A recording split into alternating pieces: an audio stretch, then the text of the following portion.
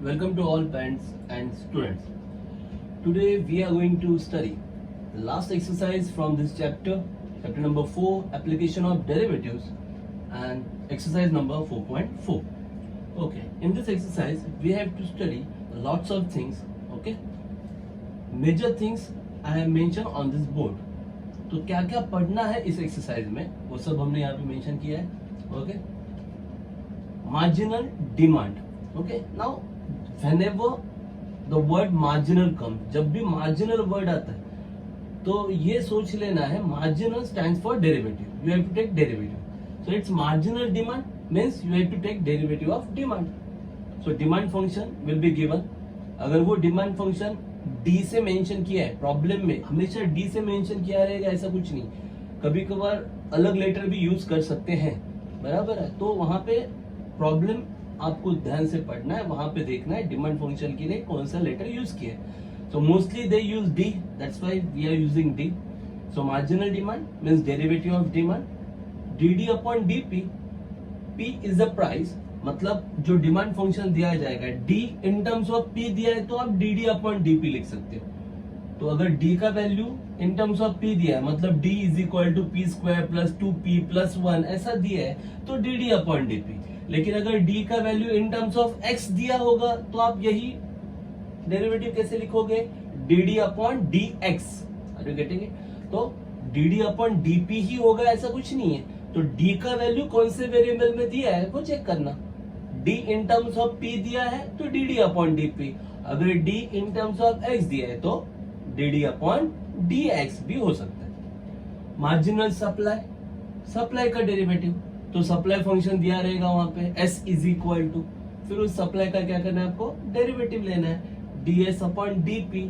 फिर वही S in terms of P दिया है तो डी एस अपॉन डीपी. अगर S in terms of X दिया रहेगा तो yes D S upon dx. Are you getting it? Okay. Marginal cost, मतलब कॉस्ट का derivative. Okay, so cost function is c, तो c का derivative dc upon dx. Now x is number of articles, number of items, that means quantity. x is the quantity, तो quantity number of items, number of articles कुछ भी दिया जा सकता है. तो अगर आपको मार्जिनल कॉस्ट चाहिए तो कॉस्ट जो दिया जाएगा टोटल कॉस्ट, कॉस्ट फंक्शन, उसका डेरिवेटिव लेना है डीसी अपॉन डीएक्स.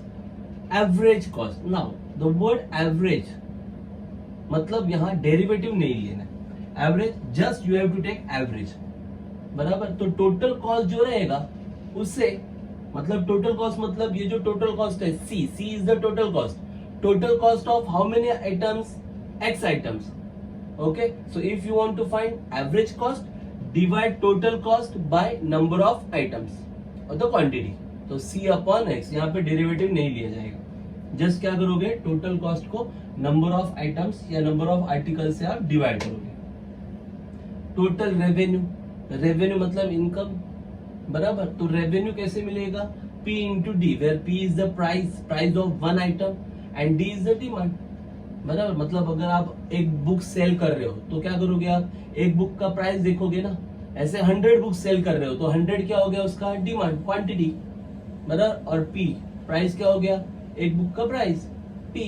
तो P इंटू डी करके क्या मिलेगा आपको, रेवेन्यू मिलेगा. तो रेवेन्यू कैसे मिलता है, price into demand. So P into D, this is revenue, मतलब जो इनकम आपके पास आता है वो. अगर एवरेज चाहिए तो एवरेज में अभी भी कहा हमने, एवरेज में हम डिफरेंशिएट नहीं करते, बराबर. तो ये जो रेवेन्यू हो गया ये टोटल हो गया ना, मतलब टोटल जितने आइटम्स आपने बेचे उसका प्राइस लेके आपको रेवेन्यू मिला ना, बराबर. तो अगर आपका एवरेज निकालना है तो उस रेवेन्यू को नंबर ऑफ आइटम्स, मतलब डी मतलब क्या, डिमांड. डिमांड मतलब भी क्या होता है, कितने आइटम्स आपने सेल आउट किए हैं, मतलब number of articles. So R upon D. तो आप जानते हो आप आर का वैल्यू पी इंटू डी है. अगर उसको आप फिर से डी से डिवाइड करोगे तो डी कट होगा ना, सिर्फ रहेगा क्या, P. Are you getting it? मतलब average revenue is nothing but price. Average revenue मतलब ही price. Are you getting it? ये है एवरेज रेवेन्यू. प्रॉफिट, अब सब जानते हो. रेवेन्यू मतलब क्या बोला हमने, इनकम. इनकम मतलब क्या, इन अदर वर्ड्स आप उसे सेलिंग प्राइस भी बोल सकते हो ना. मतलब सेल आउट करके आपको क्या मिलता है, इनकम मिलता है ना. तो वो रेवेन्यू, सेलिंग प्राइस। जब इनकम ज्यादा होगा और कॉस्ट कम होगा, मतलब सेलिंग ज्यादा और कॉस्ट कम, तभी तो प्रॉफिट होता है, बराबर है। तो प्रॉफिट का फॉर्मूला क्या था अपना, selling price minus cost price, बराबर है ना। सेल ज्यादा होता है और कॉस्ट कम होता है, तभी तो प्रॉफिट होता है। मतलब कम में हम लोग खरीदते हैं और ज्यादा में बेचते हैं, तो हमें क्या होता है, प्रॉफिट। तो सेलिंग प्राइस मतलब ही रेवेन्यू अपना, तो revenue minus cost will give you profit. Profit के लिए ये सिंबल यूज किया जाता है, ध्यान में रखना। प्रॉफिट इज नॉट पी, क्योंकि आपने पी प्राइस के लिए यूज किया है ना, तो दैट्स व्हाई प्रॉफिट के लिए सिंबल यहाँ पे यूज होगा pi. This is pi, this is for profit. Profit is equal to R minus C, revenue minus cost. Are you getting it? Then the new topic is elasticity of demand. This topic is related with your economics. Economics में आप जब elasticity chapter पढ़ोगे, हाँ, तो उसमें जो elasticity है, हाँ, तो इकोनॉमिस्ट ये कंसेप्ट यूज करते हैं। इकोनॉमिक का स्टडी करने के लिए आपको इलास्टिसिटी ऑफ डिमांड मालूम होना जरूरी है, और उसके लिए ये फॉर्मूला है इलास्टिसिटी ऑफ डिमांड। ये जो सिंबल दिख रहा है एन नहीं है, वो ईटा है, थोड़ा सा एक्सटेंड करना है ऐसा। ईटा क्या बोलते हैं उसको, eta. It is not N, this is eta, eta, eta. Okay, so elasticity of demand eta is equal to minus P upon D into DD upon DP, where P is the price, D is the demand, DD upon DP. Are you getting it? मतलब D का derivative लिया है with respect to P, तो वहां से आपको मिलेगा elasticity of demand. अब इसका यूज क्या होता है, तो कुछ सम में, मतलब मैथ्स में इतना ही यूज है, इकोनॉमिक्स में अलग यूज है, बट मैथ्स में यूज इतना ही है। In some of the sums they will ask you find elasticity of demand and interpret the result. मतलब इलास्टिसिटी ऑफ डिमांड आप फाइंड आउट करना है आपको, और रिजल्ट के बारे में इंटरप्रेट करना है, मतलब कंक्लूजन बताना है कि इससे आपको क्या पता चलता है। तो उसके लिए ये सब इंटरप्रिटेशन है। If eta is equal to 0, elasticity of demand can not be negative, वो कभी निगेटिव नहीं होगा। क्यों नहीं निगेटिव होगा, सिंपल सी बात है, ये जो dd अपॉन dp है डेरिवेटिव, मतलब आप डिमांड को डिफरेंशिएट करते हो विथ रिस्पेक्ट टू प्राइस, वो हमेशा लेस देन 0 आता है, मतलब नेगेटिव आता है। तो अगर ये नेगेटिव आ गया, और ये प्राइस और डिमांड कभी नेगेटिव होते नहीं। किसी चीज का प्राइस आप नेगेटिव में लेते हो क्या, नहीं। या फिर किसी चीज का क्वांटिटी नेगेटिव में देते हो क्या, कि मैंने -2 नोटबुक मंगाया, मैंने -3 पेन मंगाया, ऐसा बोलते हो आप, नहीं ना। तो डिमांड कभी निगेटिव होगा नहीं, प्राइस कभी निगेटिव होगा नहीं, मतलब P पॉजिटिव है, D पॉजिटिव है, हाँ। पर ये जो DD अपॉन DP आता है डिफरेंशिएशन, वो DD upon DP is always negative. तो वो निगेटिव, ये negative, minus minus will become plus. That's why elasticity of demand कभी भी निगेटिव नहीं आएगा, ध्यान में रखना।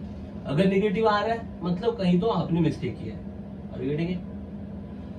सो इफ इट इज 0, हाँ, पर वो 0 आ सकता है। कब 0 आ सकता है, जब ये टर्म 0 बनेगा, dd अपॉन dp 0। अब dd अपॉन dp 0 कब होता है, मतलब डेरिवेटिव 0 कब होता है, जब आप डेरिवेटिव कांस्टेंट का लेते हो तब ना।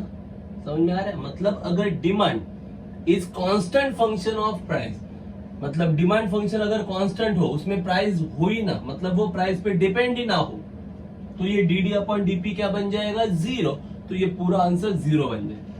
तो इतना सोचना नहीं है, इतना ही सोचना है। अगर ईटा 0 आए, ईटा का वैल्यू आपको लिखना है, demand is perfectly inelastic. If eta is equal to 0, demand is perfectly inelastic. अगर ईटा का वैल्यू 0 और 1 के बीच में आया, if it is between 0 and 1, it is relatively inelastic. 0 आया तो परफेक्टली इनइलास्टिक, 0 1 के बीच में आया तो relatively inelastic. If it is equal to 1, अगर वो 1 आया तो यूनिटरी इलास्टिक। अब इनइलास्टिक नहीं, अब इलास्टिक। यूनिटरी, यूनिटरी मतलब 1, यूनिटरी इलास्टिक। और अगर ईटा का वैल्यू ग्रेटर देन 1 हुआ तो डिमांड इज रिलेटिवली इलास्टिक। समझ में आया। अगर ईटा 0, परफेक्टली इनइलास्टिक। इफ ईटा 0 है, परफेक्टली इनइलास्टिक। अगर ईटा 0 और 1 के बीच में है तो रिलेटिवली इनइलास्टिक। 0 है तो परफेक्टली इनइलास्टिक, 0 1 के बीच में रिलेटिवली इनइलास्टिक। अगर 1 है तो यूनिटरी, अब इनइलास्टिक नहीं, यूनिटरी इलास्टिक। अगर वो ग्रेटर देन 1 है तो रिलेटिवली इलास्टिक। ये इंटरप्रिटेशन है, मतलब अगर इंटरप्रेट द रिजल्ट बोला तो आपको ये मालूम होना चाहिए। Okay, now there are some simple problems, 2 marks problems, pretty easy problems where relation between marginal revenue मतलब ये RM stands for marginal revenue, average revenue मतलब ये RA, ये average revenue। तो marginal revenue और average revenue के बीच में ये relation है, RM is equal to RA into 1 minus 1 upon eta मतलब elasticity of demand। Are you getting it? So RM is equal to RA into 1 minus 1 upon eta. Using this formula, you can find out relation between RM and RA. RM मतलब marginal revenue, RA मतलब average revenue. Next, if in the problem income is denoted by X, अब अगर X से denote किया तो हाँ, कभी कभार इनकम I से भी डिनोट करते हैं प्रॉब्लम में। तो अगर प्रॉब्लम में इनकम X से डिनोट किया है, कंजम्पशन एक्सपेंडिचर, और सिर्फ एक्सपेंडिचर भी बोल सकते हैं, वो कंजम्पशन एक्सपेंडिचर बोलेंगे या फिर just expenditure, denoted by letter EC। C stands for consumption, E stands for expenditure, consumption expenditure। Then marginal propensity to consume, ऐसा एक टॉपिक है, marginal propensity to consume identity पूछते हैं, that is nothing but MPC, short form MPC, marginal propensity to consume। Word marginal आया, marginal मतलब derivative. अब derivative किसका लेना है? एक्सपेंडिचर का with respect to income. Income क्या है? एक्स ना, so therefore DE upon DX, derivative of expenditure with respect to income. Income क्या है? एक्स। अगर वो इनकम I में दिया है तो यहाँ पे क्या बनेगा? DE अपॉन DI आएगा। समझ में आ रहा है? If income is given in terms of I, तो फॉर्मूला क्या बनेगा? MPC equal to DE upon DI। Average propensity to consume, जैसे पहले ही बोला, एवरेज में डेरिवेटिव नहीं लिया जाता, जस्ट डिवीजन होता है, तो कंजम्पशन एक्सपेंडिचर को इनकम से डिवाइड करना है, EC upon X, that is average propensity to consume. वही सेम होता है सेव के लिए, marginal propensity to save, average propensity to save. तो उसमें सेविंग, यहाँ पे कैसा एक्सपेंडिचर दिया था ना, कंजम्पशन एक्सपेंडिचर, तो यहाँ पे क्या दिया जाएगा? सेविंग दिया जाएगा। तो अगर सेविंग दिया है, सेविंग मतलब S, तो अगर सेविंग S दिया है तो मार्जिनल प्रोपेंसिटी टू सेव के लिए आएगा DS upon DX, average propensity to save के लिए आएगा S अपॉन X। तो ये सब फॉर्मूलेज है, सिंपल ये बेसिक फॉर्मूला, ज्यादा कुछ डिटेल में इसका सोचना नहीं है आपको, जस्ट वैल्यूज दिया जाएगा। Using these formulas you have to find out the answers। 2 marks question रहते हैं, बहुत ही सिंपल। ये फॉर्मूला नेसेसरी उसके लिए, MPC plus MPS equal to 1। MPC marginal propensity to consume plus MPS marginal propensity to save equal to 1। And the next formula APC plus APS equal to 1। APC average propensity to consume plus APS average propensity to save is equal to 1। Okay, so these are all the formulas you have to write on the first page। Okay, before starting to the exercise 4.4 you must know all these formulas। 4.4 start करने से पहले ये सब आपको मालूम होना चाहिए। Okay, write down, copy it down carefully। Okay, so let's proceed with exercise 4.4। This exercise is also very easy like 4.1, 4.2, 4.3। जैसे हमने 4.1, 4.2, 4.3 सॉल्व किया, वैसा ही ये एक्सरसाइज भी है, बहुत ही इजी एक्सरसाइज है। Let's start with exercise 4.4।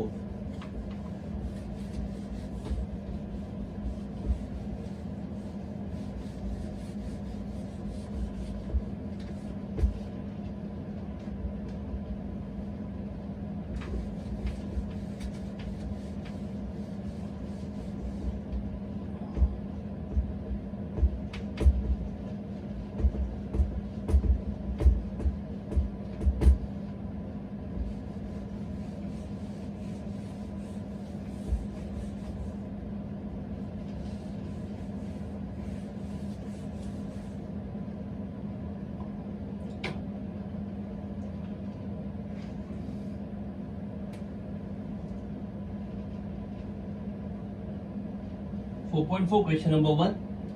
Very simple question they have given. Demand function d is given as 40 minus 5p upon 8. We have to check whether the function is increasing or decreasing. आपको check करना है function increasing या decreasing है. सब जानते हो आप. हाँ, फर्स्ट एक्सरसाइज था आपका 4.2 एक्सरसाइज, सॉरी, उसमें हमने देखा था how to check function increasing और डिक्रीजिंग. क्या करना होता है? Function then is derivative. If derivative is greater than 0, function is increasing. If derivative is less than 0, function is decreasing. बहुत ही simple. Okay, so just check it out. Demand function here. Demand function is, they have given demand function d is equal to 40 minus 5p upon 8. Okay, so this is our demand function. Now we have to check whether it is increasing or decreasing. क्या करना है? Differentiate करना है. d with respect to क्या आएगा? अभी p ना. d को डिफरेंशिएट करना है विथ रिस्पेक्ट टू p. तो आप लिखोगे यहाँ पे differentiating with respect to p. What you will get? बोलो क्या आएगा? d upon dp, dd upon dp is equal to now 40. अब तो आप मास्टर हो चुके हो डेरिवेटिव में, बराबर है ना. तो ज्यादा स्टेप करेंगे नहीं, स्ट्रेट अवे आंसर लिखेंगे. 40 का डेरिवेटिव क्या आएगा? 0, बराबर 0 माइनस 5/8. ये तो कांस्टेंट है ना, 5/8 ऐसे ही रहेगा. और p का डेरिवेटिव क्या आएगा? 1. मालूम है ना, x का डेरिवेटिव 1 होता है. तो आप विद रिस्पेक्ट टू p कर रहे हो ना, तो p का derivative with respect to p क्या आएगा? 1 आएगा. So 5/8 into 1. So finally you will get, therefore dd upon dp equal to कितना मिला? माइनस 5/8. जरा देख के बोलो, ये वैल्यू निगेटिव है ना, और कहीं पे p वगैरह कुछ दिख रहा है क्या? नहीं ना, मतलब कांस्टेंट है ना. बोले तो ये वैल्यू चेंज होगा क्या? नहीं होगा. मतलब dd अपॉन dp का वैल्यू हमेशा इतना ही आएगा ना, माइनस 5/8. वो तो अभी चेंज होने वाला है नहीं, मतलब ये निगेटिव है. निगेटिव मतलब लेस देन 0 है, विच इज लेस देन 0. तो अगर first order derivative less than 0 आता है तो फंक्शन क्या बनता है? हाँ, डिक्रीजिंग बनता है. So therefore demand function is decreasing. खत्म. वही पूछा था, check whether it is increasing और डिक्रीजिंग. समझे कि नहीं समझे? कुछ डिफिकल्ट है? कुछ था डिफिकल्ट? बहुत सिंपल. डिमांड फंक्शन दिया है, डिफरेंशिएट किया, क्या मिला? Negative value less than 0. जब डेरिवेटिव लेस देन 0 होता है तो फंक्शन क्या होता है? डिक्रीजिंग होता है. So therefore demand function is decreasing. Is that clear? Next one. Price p for demand d is given. Price p demand d is given. p equal to 183 plus 120d minus 3d square. Find d for which price is increasing. अब आपको check नहीं करना है increasing decreasing, already बोला है find d for which price is increasing. Means it is given that price is increasing, you have to find d. Price increasing ही होना चाहिए, आपको सिर्फ d का वैल्यू निकालना है. बहुत simple. Question number 2, they have given price. Okay, price is p equal to 183 plus 120d minus 3d square. This is our price. Okay, p is the price and d is the demand. अब ये price क्या चाहिए आपको? Increasing चाहिए ना, तो पहले आपको डेरिवेटिव निकालना पड़ेगा. Okay, so therefore differentiating with respect to, अब price in terms of D है ना, तो differentiating with respect to D, तो क्या मिलेगा आपको? So therefore dp upon dd, dp upon dd. 183 constant, constant का डेरिवेटिव 0 प्लस 120 d का डेरिवेटिव 1, x का डेरिवेटिव 1 आता था, तो d का डेरिवेटिव आएगा 1 माइनस 3 d स्क्वायर. मालूम है ना, x स्क्वायर का डेरिवेटिव करते वक्त पावर आगे आता था, 2x आता था, तो d स्क्वायर का डेरिवेटिव क्या आएगा? 2d. समझ में आ रहा है? So therefore dp upon dd is equal to, ये तो 0 हो गया, 120 इंटू 1 मतलब 120 हो गया, माइनस 3 इंटू 2d 6d हो गया। ये हो गया आपका dp upon dd, first order derivative. अब क्या बोला उन्होंने, कंडीशन क्या दिया है? Okay, they have given condition that what, price should be increasing. तो लिखेंगे price, they want price increasing, okay, for what value? Okay, price will be increasing for dp upon dd greater than 0. Okay, price कब increasing होगा? Price will be increasing for dp upon dd greater than 0. जब dp upon dd का value greater than 0 होगा तो price क्या होगा? Increasing होगा। तो आपको प्राइस इंक्रीजिंग ही रखना है ना, मतलब dp अपॉन dd क्या चाहिए? Greater than 0। सो देयरफॉर dp अपॉन dd का value 120 minus 6d greater than 0। अब माइनस 6d वहां पे जाके plus, so therefore 120 is greater than 6d। 6 जो मल्टीप्लाई कर रहा है यहाँ पे आके डिवाइड, 120 को अगर 6 ने डिवाइड किया तो कितना आएगा भाई? 20। So therefore 20 is greater than d. So at the last you have to write, so therefore price is increasing for 20 is greater than d, मतलब d कैसा है? 20 से कम है। तो आपको लिखना पड़ेगा, तो लास्ट सेंटेंस लिखना पड़ेगा आपको, therefore price p is increasing for d less than 20. Price p is increasing for d less than 20. That you have to write. Is that clear? Any doubts? Question 1, question 2. Clear? Okay. So let's proceed to next question. That is question number 3. बहुत ही simple questions है, कुछ भी difficult नहीं है। Derivative भी बहुत simple है।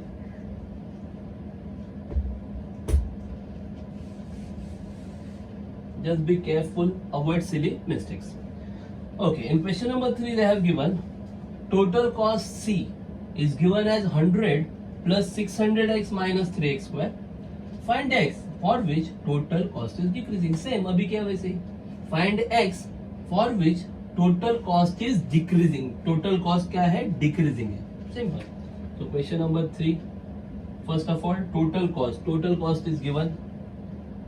Total cost C equal to, they have given 100 plus 600x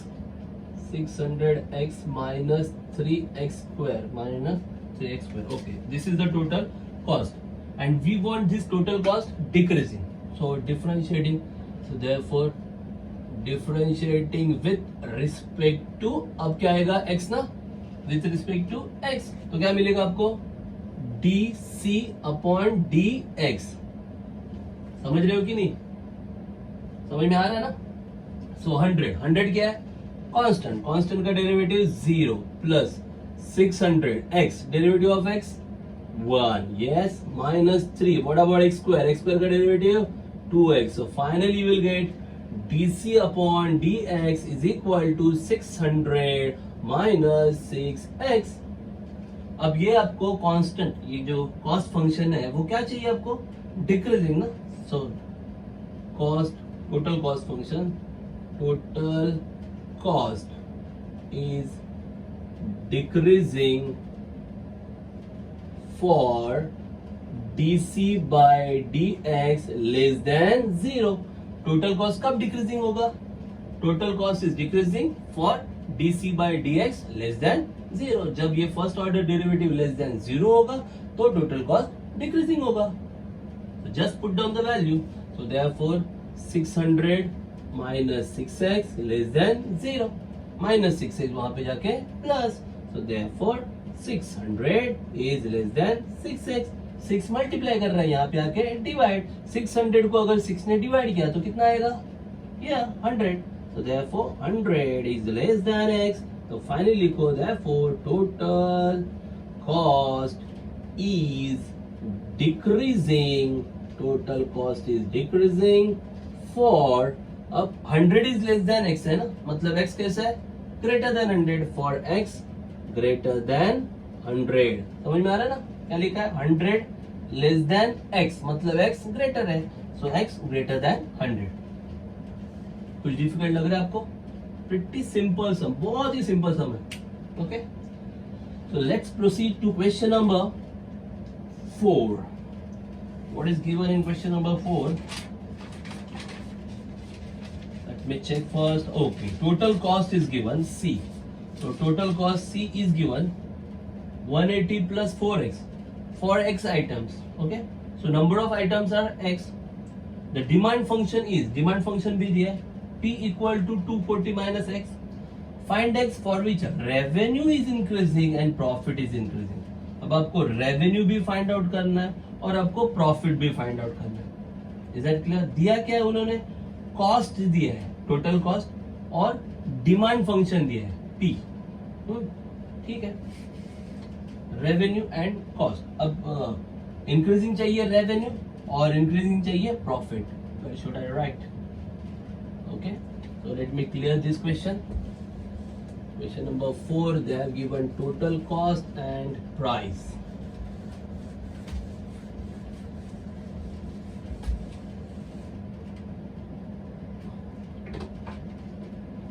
Total cost is given.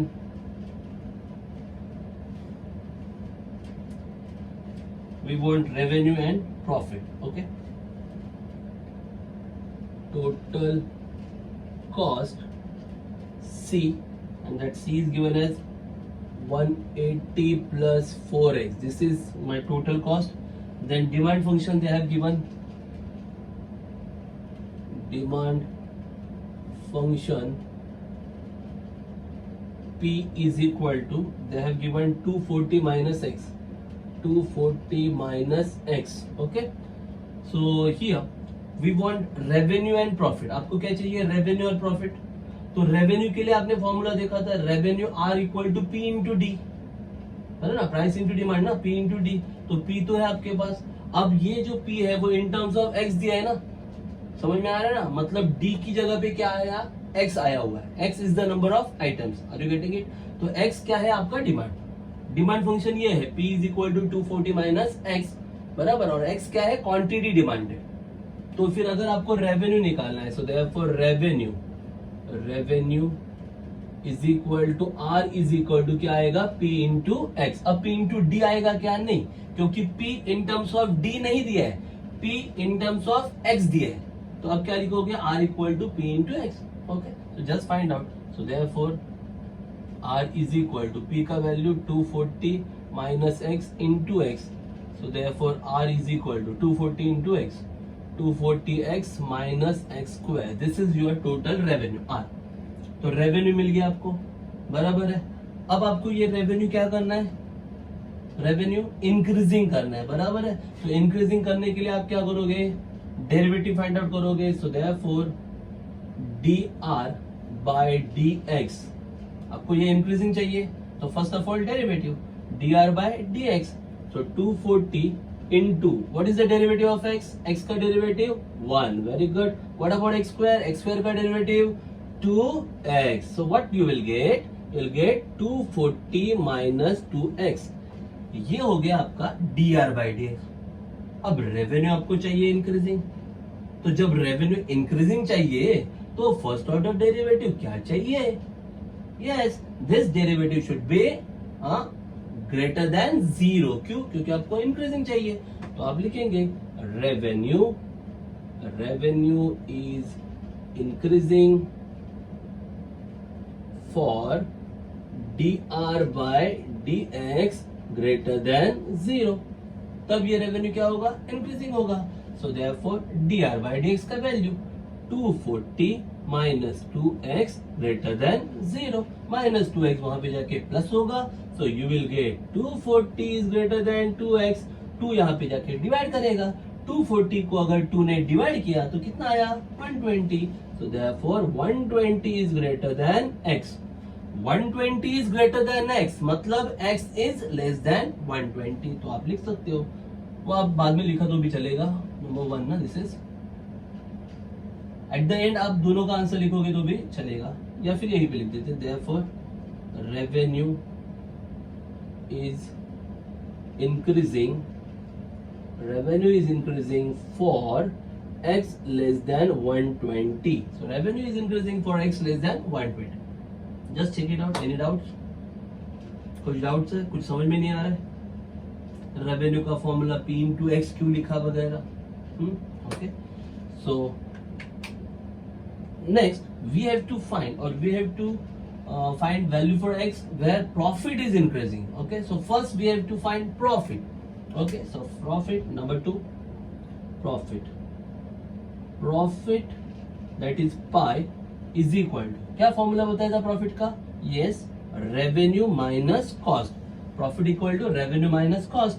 So we have got revenue R, ये आर का वैल्यू और ये कॉस्ट का value. So that is the thing, but therefore pi is equal to revenue 240x minus X square minus cost. अब minus करेंगे तो दोनों का साइन चेंज, तो मैं एक स्टेप कम कर रहा हूं, तो माइनस 180 होगा और ये प्लस 4x का होगा माइनस 4x. समझ में आ रहा है ना? दोनों माइनस क्यों हुआ? बिकॉज ऑफ सब्ट्रैक्शन कर रहे हो ना, तो सब्ट्रैक्शन में दोनों का sign change. So at the end you will get pi is equal to minus X square 240x minus 4x means plus 236x minus 180. This is your profit pi. तो ये हो गया आपका profit pi equal to minus X square plus 236x minus 180. अब क्या increasing चाहिए ना? यही से इंक्रीजिंग मिलेगा क्या? क्या करना पड़ेगा? हाँ, yes, what we have to differentiate. So therefore differentiating with respect to x, d pi upon dx is equal to minus what about X square. X square का डेरिवेटिव अभी नींद में पूछेंगे तो भी आना चाहिए. एक्स स्क्वायर का derivative 2x plus 236. What about x? X का derivative 1. So finally you will get minus 2x plus 236 minus 2x plus 236. This is your D pi by D X. अब प्रॉफिट इंक्रीजिंग चाहिए तो लिख दो profit is increasing for. जब ये increasing चाहिए तो डेरिवेटिव कैसा चाहिए? Yes, derivative should be greater than 0 for D pi by D x greater than 0. तो D pi by D x का वैल्यू ग्रेटर देन 0 दिखाओ. So therefore minus 2x plus 236 greater than 0. Minus 2x वहां पे जाके plus. So therefore 236 is greater than 2x. बराबर. अब ये 2 multiply यहाँ पे आके डिवाइड, तो क्या मिलेगा? 236 को अगर 2 ने डिवाइड किया तो क्या आएगा? 118 ग्रेटर देन x. बराबर है. तो एट द एंड आपको सेंटेंस लिखना है. क्या लिखोगे? Therefore profit is increasing. देखो 118 ग्रेटर देन x है, मतलब x लेस देन 118. तो आप लिखोगे therefore profit is increasing for x less than 118. ऐसा सेंटेंस जरा लिखना. क्या लिखोगे? Profit is increasing for x less than 118. Is that clear? That's all about question number 4. In first part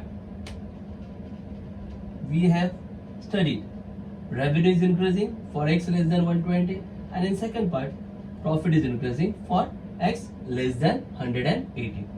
Is that clear? Any doubts? So let's proceed to question number 5. It is also a very simple question. In this question, they have given x number of units. For x units, labor cost is given 150 minus 54x. Then processing cost is given as x square. Price of each unit.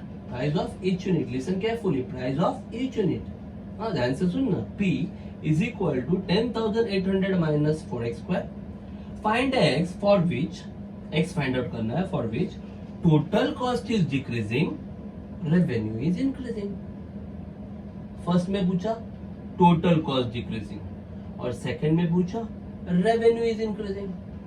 जैसे इसमें revenue और profit पूछा था, वैसे यहाँ पे total cost और revenue पूछा. बहुत ही सिंपल सम है. ठीक है. So let's solve. Let's try question number 5.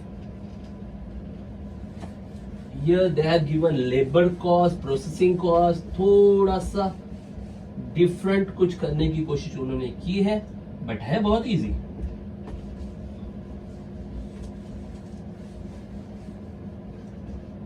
very easy sum they have given here.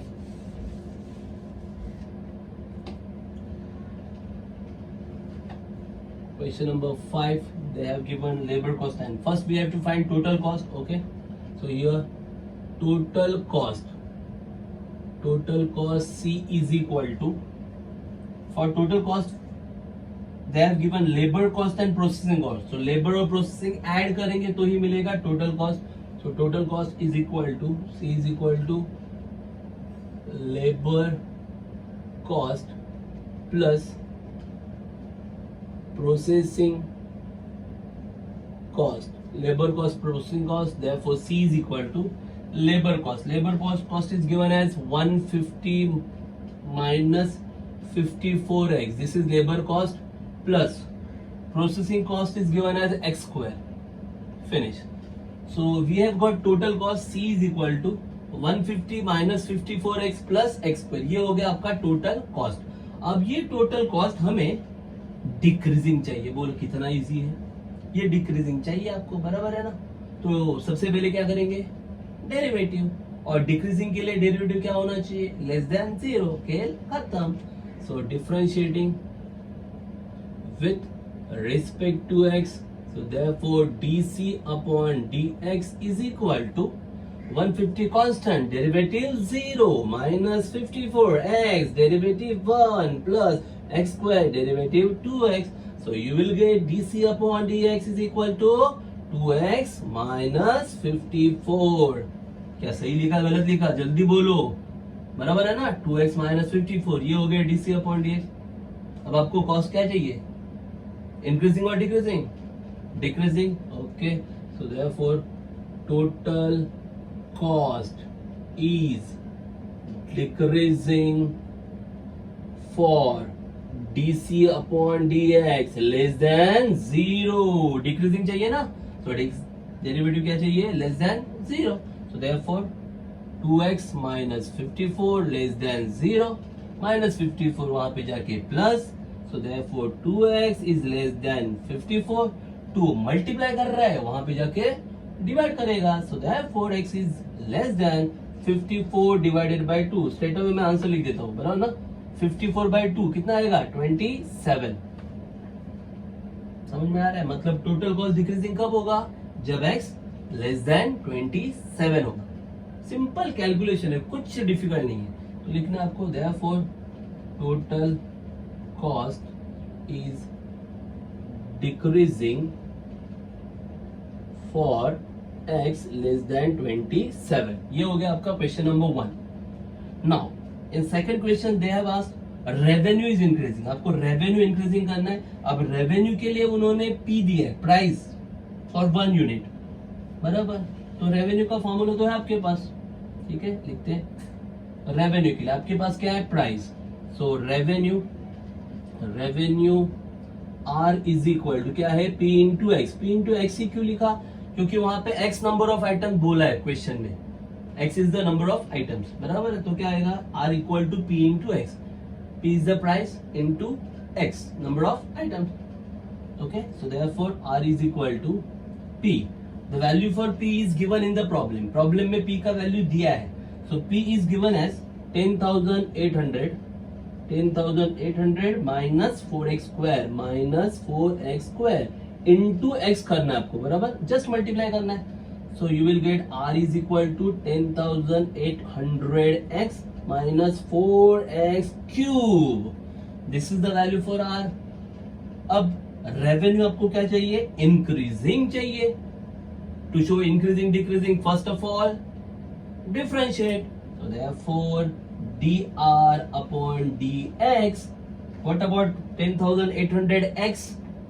10,800 as it is.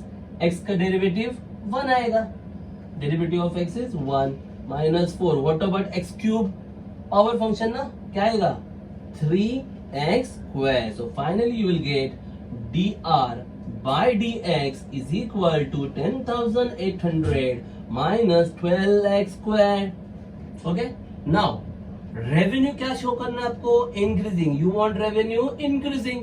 तो रेवेन्यू इंक्रीजिंग कब होगा, when derivative is greater than 0.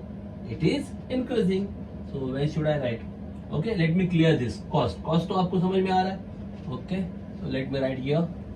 We want revenue increasing.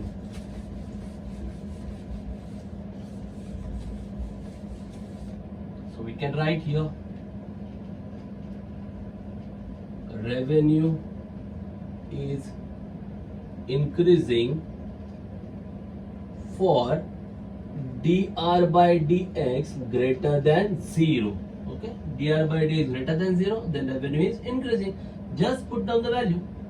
So therefore dr by dx, that is 10,800 minus 12x square is greater than 0. Minus 12x square वहां पे जाके plus होगा. So therefore 10,800 is greater than 12x square. 12 multiply यहाँ पे आके divide. So 10,800 को अगर 12 ने डिवाइड किया, सब जानते हैं 12 9 जा 108, 12 9 जा 108 होता है ना, तो 9 और ये 2 0. So therefore 900 is greater than x square. बराबर. पर आपको x चाहिए ना, तो 900 किसका स्क्वायर है? किसका स्क्वायर है 900? 30 का स्क्वायर है ना. तो so therefore 30 is greater than x, taking square root. अब कुछ लोग हैं बहुत ही इंटेलिजेंट होंगे, वो बोलेंगे सर 900 का स्क्वायर रूट तो -30 भी आता है. सही है, आपकी बात सही है. स्क्वायर रूट ऑफ 900 -30 भी आता है, but we can not take -30. Why?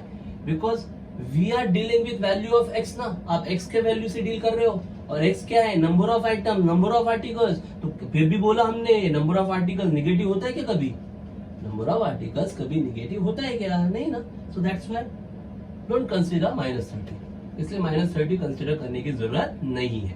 Is that clear?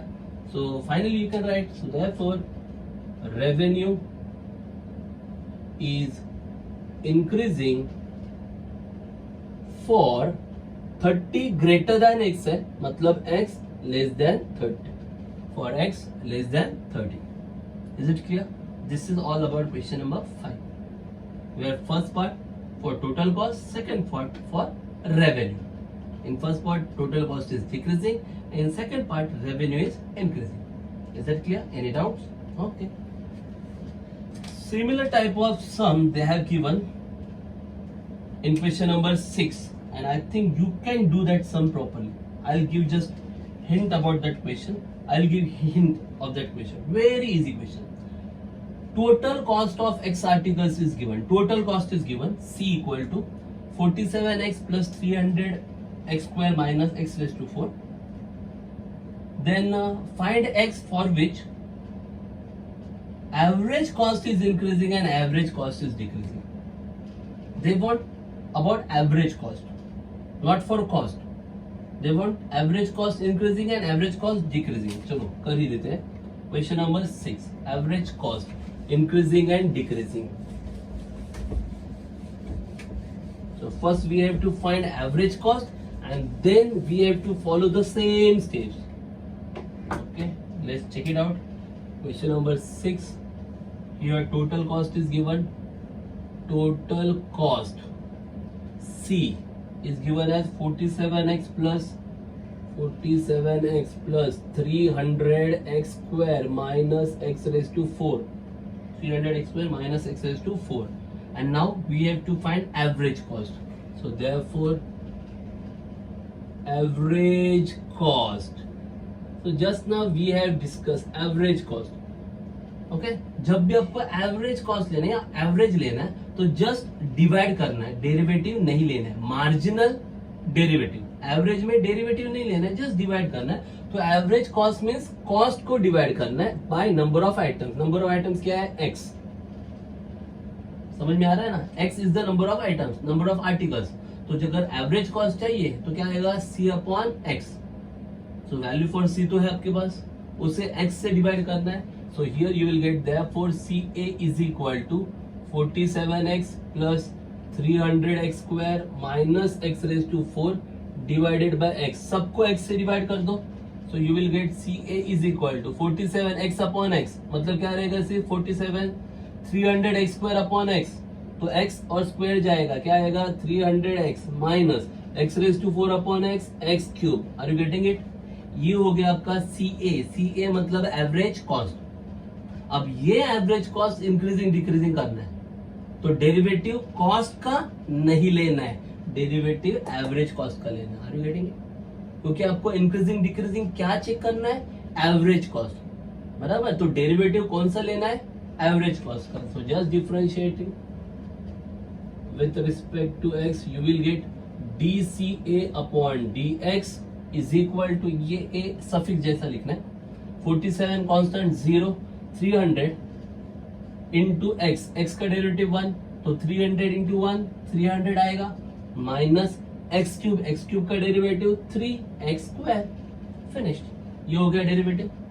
अब नंबर 1 में क्या पूछा था, इंक्रीजिंग, और नंबर 2 में क्या पूछा है, डिक्रीजिंग। तो नंबर 1 देते हैं, तो average cost is increasing for, अगर ये इंक्रीजिंग चाहिए तो डेरिवेटिव कैसा चाहिए, greater than 0, for dca upon dx greater than 0।